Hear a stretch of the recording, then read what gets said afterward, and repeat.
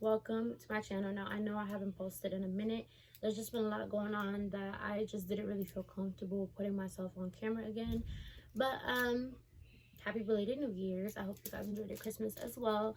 And today's video, I'm going to be talking about my favorite topic, which is spirituality. So I hope you guys enjoyed the video, and if you're interested in hearing about my spiritual journey and my accomplishments and everything that I have to say about spirituality, then please continue to watch. First of all, me being spiritual is a part of my Native American culture. If you guys didn't know, which I'm pretty sure you guys do, but I'm Narragansett Native American, and I actually went to my tribe this past October, and it just felt very sacred, and I felt so like home, like, you know, like when you're in a place where you feel nostalgic and you don't really go often, but like you just feel like you're home. That's how I felt. So that's where my spirituality comes from. Growing up, I was never in like a deeply religious like household. We would go to church here and there, but it was never like strictly church every single Sunday. And I also do want to preface that spirituality, it's not a specific religion. It doesn't have one particular God. We believe that God is the universe, that God is everything, not just one thing or like one being, you know.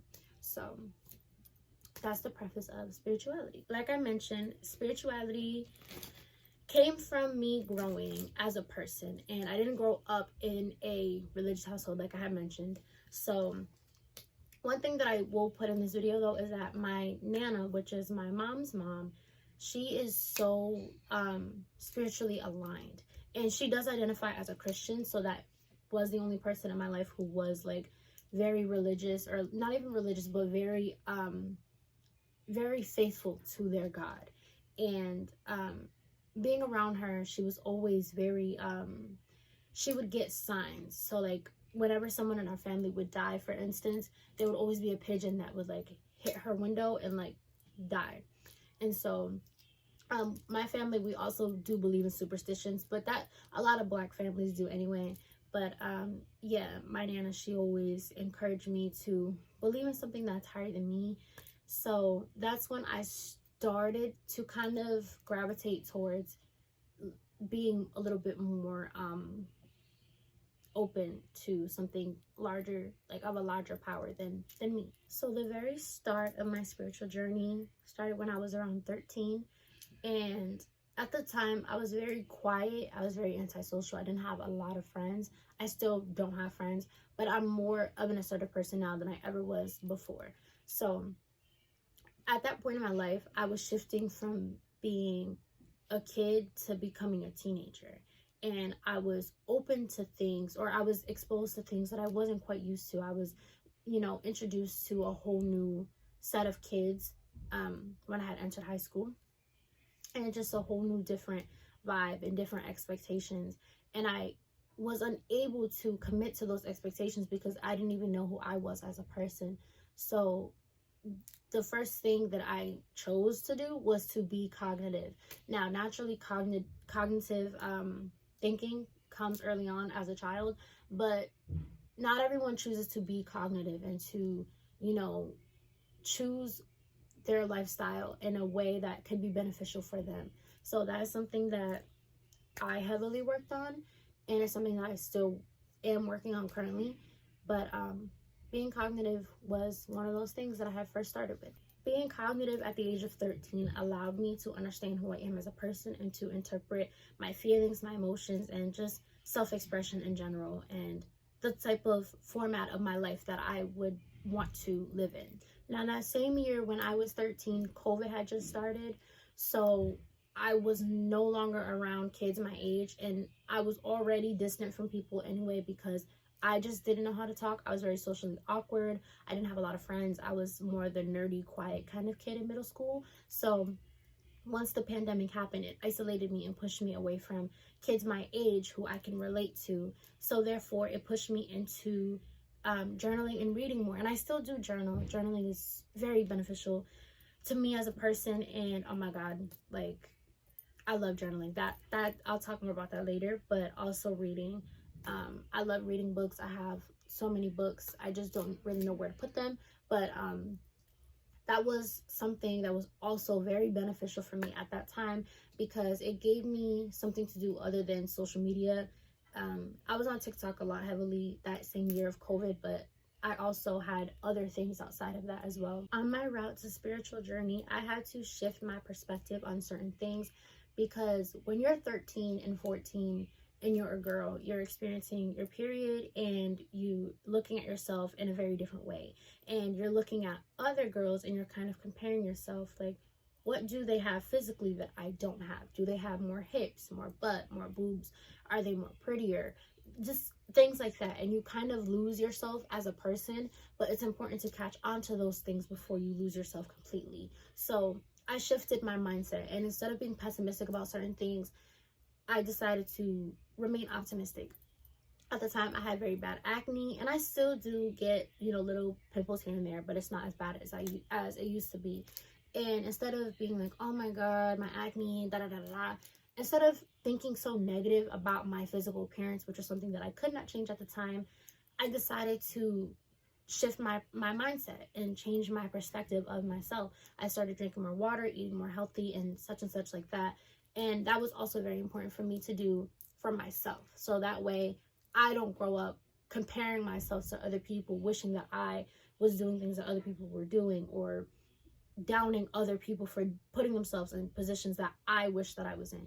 So instead of being that person, I worked on myself very, very young. And I'm still young. I'm only 18, guys. I just graduated high school and I'm already in college. So that's why I said I'm still actively working on myself, because I still am a very much young person. But it takes work and it takes love and it takes time to create the person that you want to be. But instead of, you know, doing the things that other people were doing my age, I wanted to put myself in a light where it was going to be good to me, for me. So like I said, my Nana, she is very sacred. She's into tarot reading and she's into astrology, and she drinks tea so much. Like, my Nana is so she's a very gifted woman.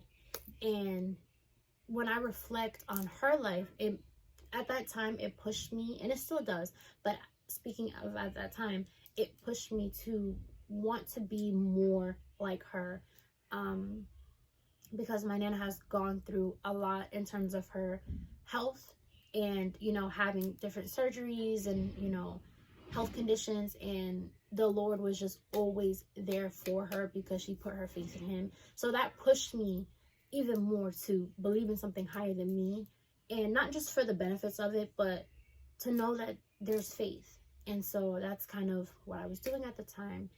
And building a stronger connection to my inner self, that was very important to me, because I already didn't have friends, and I was walking into high school with just one friend, one best friend, and we were very similar. Me and my ex-best friend, we were very similar, but we had our differences as well. And so I wanted to understand what kind of person I wanted to be. And so building a stronger inner connection with myself was very very significant to me. I wanted to build a stronger inner connection with myself, so that way I can validate myself. I didn't really want validation from other people, because in middle school, like I had said, I wasn't the prettiest girl. I had acne. I was overlooked and more so seen as like the quiet, nerdy girl.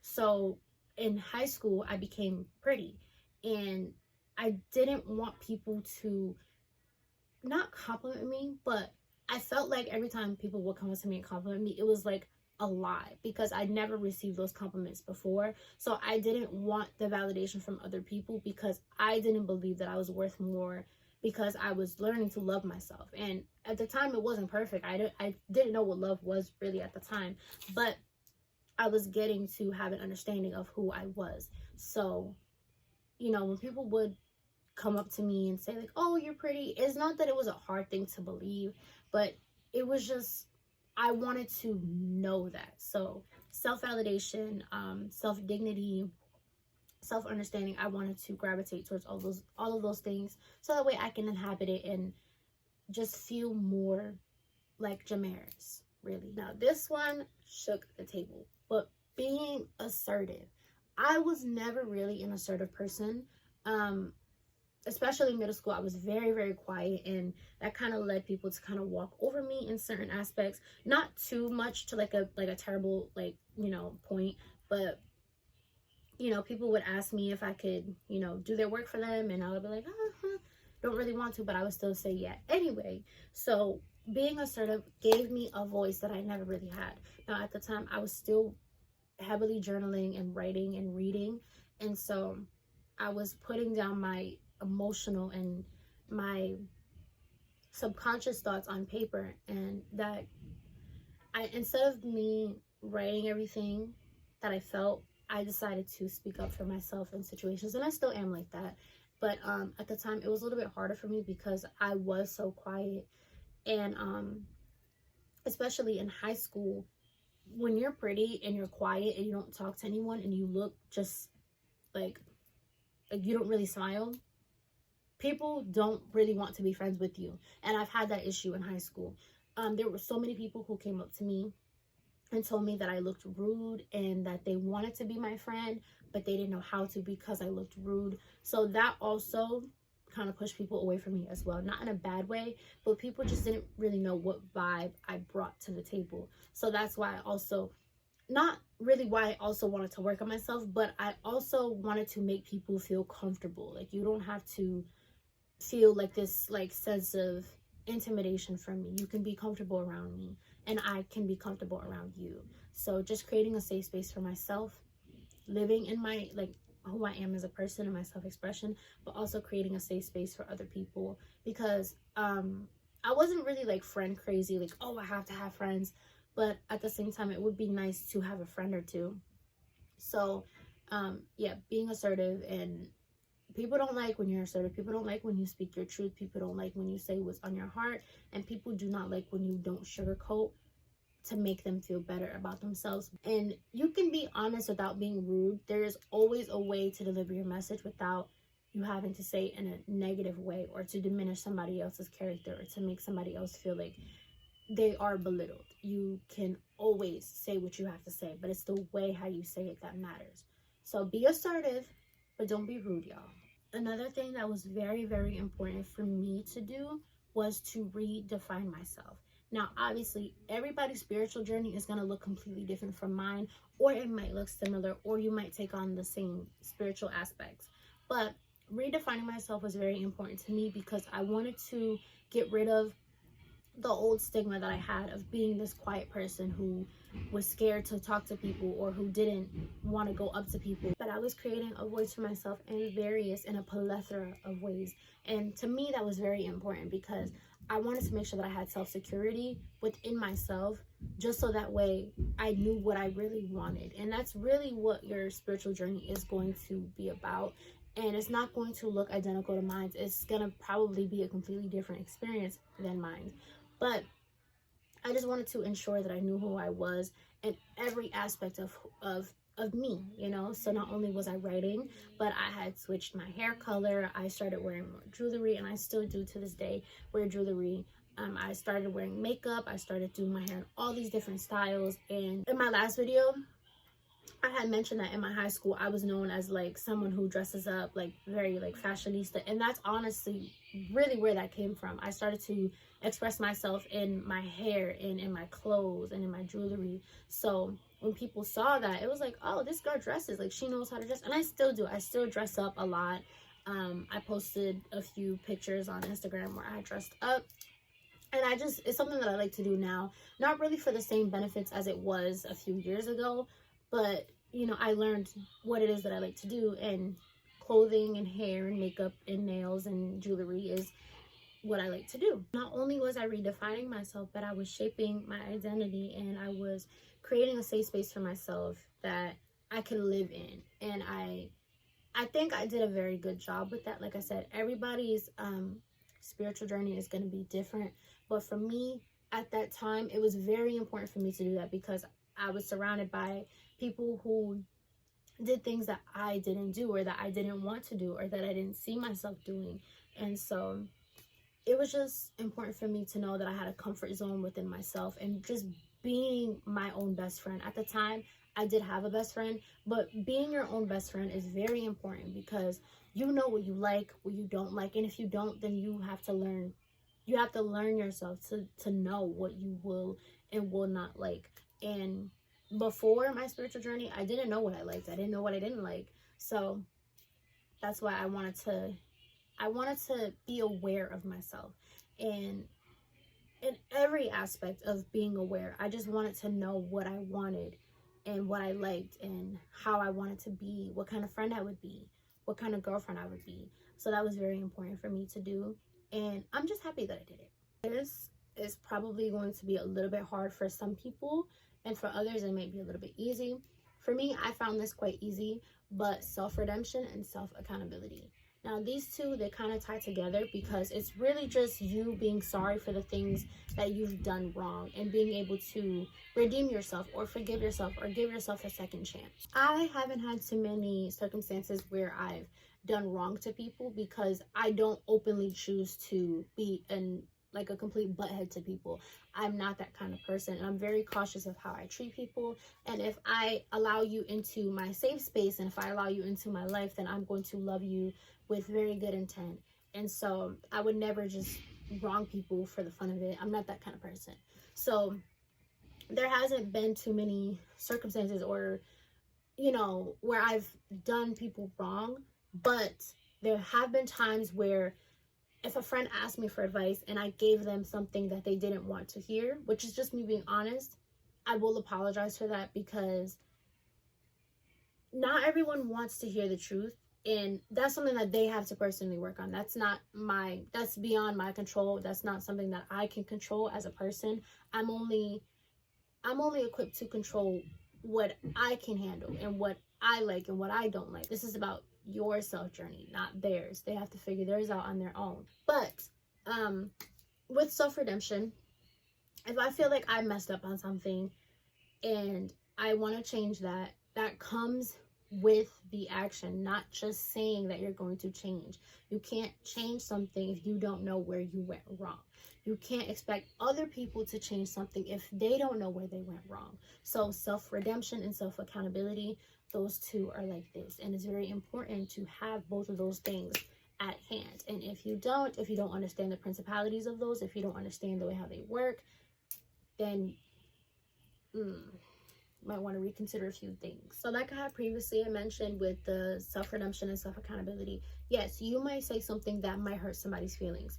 Now, it's a little bit different when you're just not being mindful of other people and you're just telling them what is true. Because like I said, you can always say something while delivering your message the correct way. You don't always have to come off as rude or obnoxious when you're trying to tell your friend something, or if you're trying to give your friend insight about something. You can always say everything in a very well respectable way.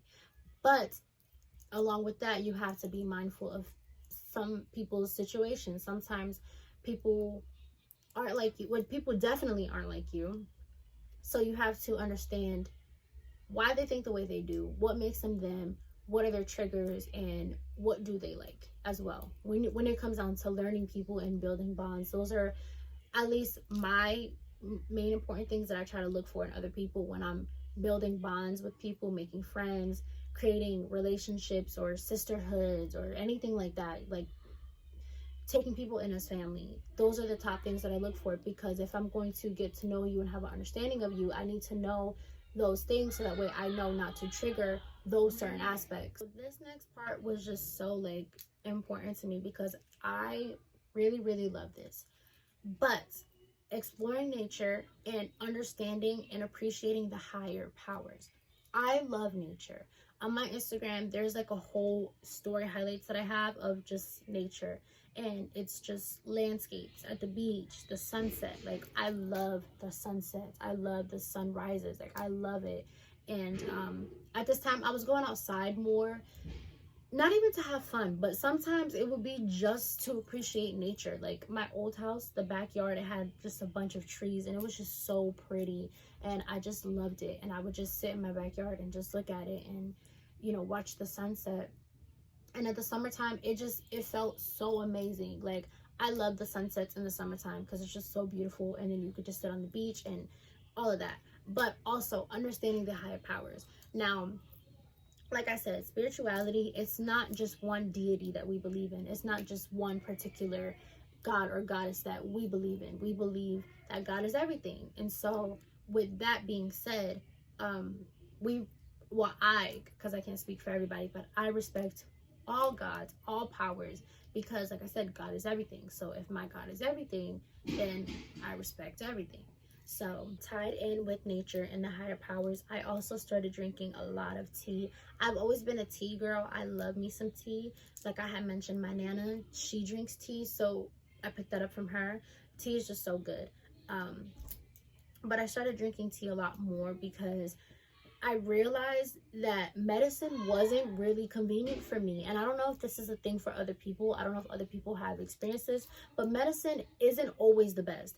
First of all, it's man-made, so it's in a factory, and there's just so much wrong with it. Like, it affects your body in a plethora of different ways. You can withdraw from it if you're on a particular medicine for too long and you don't have that medicine in your system. You can withdraw from it, you can relapse. So there's just a lot with medicine. But I noticed that whenever I would get my menstrual cycle and I would take a Tylenol, it would not work. And so I just stopped taking it, and I rely on teas and medicinal herbs. I have a lot of medicinal herbs, and collecting crystals. Now, like I said, with the whole nature thing, I love the beach. Like I appreciate nature so much. So every time I go to the beach, I collect crystals, and I have a whole thing of crystals on my nightstand. And I even have like this jar of crystals, and it's just so beautiful. And to me, crystals, I look at crystals the same way how I look at jewelry. I had previously talked about how I feel about jewelry, but crystals is another thing that I see as sacred. And, you know, just being a part of my culture, there are so many things that we do that's just so so spiritual, and it's so righteous for me to be a part of, and I feel aligned. Like I said, this past October, I went to my reservation, and they had lit sage, and it was just so peaceful. Like, I loved it entirely. And just the feeling that I got, like, it was amazing, y'all. So it has done a lot for me these past few years, and just reflecting on it, just choosing to still be a strong person and to still give out love, and to, you know, well, that will come up later. I'll talk about that in a second, because I was going to say something that I will talk about in a little bit. But just choosing what you will and won't tolerate, and just understanding personal boundaries. So being spiritual isn't just an aesthetic, you know. It's not just something like, oh, I wear crystals, I'm a spiritual girl, I'm a bohemian girl. Like, no, there's so much time, work, and effort that goes into it that a lot of people just don't care to understand, or just fail to realize, or that fail to do. So that's why I'm creating this video, because spirituality is more than just dressing like a bohemian girl. Like, it's more than this. Now, I should have mentioned this before, but it also goes in with the accountability and redemption, but discipline. Like, you have to be a very well-disciplined person, and it's something that I'm still actively working on, because there are still things that upset me. I'm human, so I get upset by certain things. If someone, you know, says something to me and I don't really like it, you know, and I get upset. Or my last video, that really upset me. Even retelling that story upset me, and you can see I was getting upset in that video, because that should not have happened. But to be disciplined and to have that, like, a lot of people my age do not have that. A lot of people are crash outs and just don't care about anything, or don't have any morals or goals or dreams or passions. A lot of people lack that, and I did not want to end up like that. I'm sorry if that sounds rude to say, that I didn't want to end up like that, because that does kind of sound rude. But I did not want my life to go in that route, where I'm just this obnoxious person who just does anything and doesn't care about the aftermath or the cause and effect of it all. Because I try to keep myself level to an ideal circumstance where it's like, okay, like, yeah, you can be upset, but don't drown in it. You can be sad, you can cry, but do not drown in those tears. You have to learn to pick yourself back up. There has to be intervals, and there has to be an understanding of you. None of these are going to work unless you really understand who you are as a person, or if you even take the time to learn who you are as a person. Now that I have uncovered the more of spiritual journey aspects, I'm going to talk about the spiritual beliefs. Understanding the law of attraction is going to be very significant because you're almost manifesting positive things to come to you, and it's going to be beneficial for you, but it also keeps you aligned and you're calling on to things that work for you. But don't do it in a selfish way where it's like you want more money, you want a bigger house. Like, don't manifest those kind of things. Manifest, you know, better people being around you, like things like that. Something that's going to make you a better person internally and not just in a materialistic kind of way. Also, understanding laws of affirmations. Now, I still write affirmations. I still, you know, speak on affirmations, and the whole point is to speak it into existence. So instead of saying, I hope I have a good day, you're going to say, I will have a good day. You're speaking that into existence. And not only do you say it, but you try to act upon those words. So you also have to understand that and live in it if that's what you really want, or if that's what you really call upon. As well as understanding the chakras. Each chakra will represent the energies, the center of energies at different focal points of the body. So understanding your throat chakra, your mind, your sacral, all of that, like, it's very important to understand. I actually have chakra incense. I'll put them in the video, but I use them to this day. I've had them for over a year and I still use them. And just understanding what that really means, or educating yourself on certain things in terms of not only your conscious but your subconscious. Very important, a very important thing to do. And lastly, understanding the Aum. Now, the Aum, it is a symbol, and it is a very sacred symbol, and there's 5 different points, and it pretty much represents the universe. So the first is unconsciousness, next is waking, dreaming, illusion, and infinity, and that really does represent the universe. And so that is very important to me. It speaks to me, and not everybody's going to be interested in these types of things, or even really understand what I'm getting across in making this video, but that is kind of what I had to explore and to kind of dabble into, to understand who I am, and to more so pull myself closer to my beliefs. But that is it for this video, guys. I hope you guys enjoyed. Make sure to stay tuned. I'm sorry that I have not posted lately. It has just been very hectic for me entering the new year and also experiencing the TikTok ban. So I do have more content that I do want to share with you guys. Hopefully more content relating to this, as well as more hair videos, because, you know, that's really kind of what this channel was created for. But I also wanted to expand my content as well. And if you guys like this video, make sure you guys leave a like and please subscribe. And until then, I will see you in my next one. Bye.